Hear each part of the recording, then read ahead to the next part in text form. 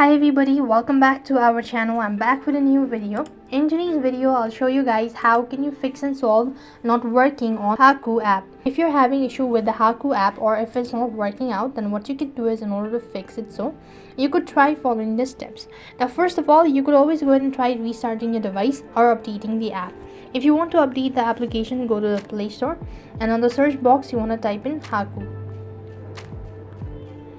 When you type in Haku here, you could find the application. Apparently the following application is not available in my region, so I cannot find it. But let's see, this is the one, and you just have to go ahead and make sure to press the update button if you see it. So update and try logging into your account. That should be able to fix your issue all at once.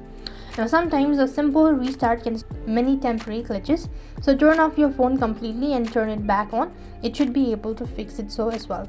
If that's not the case, you could also try cleaning your apps cache as well as data.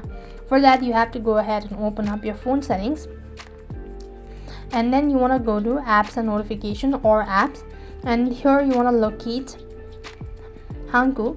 So when you look at, you just have to go ahead and make sure to click on the storage and cache, and after which go ahead and click on clear cache as well as data. That can be equal. If nothing seems to be working out, then you could also download the APK version.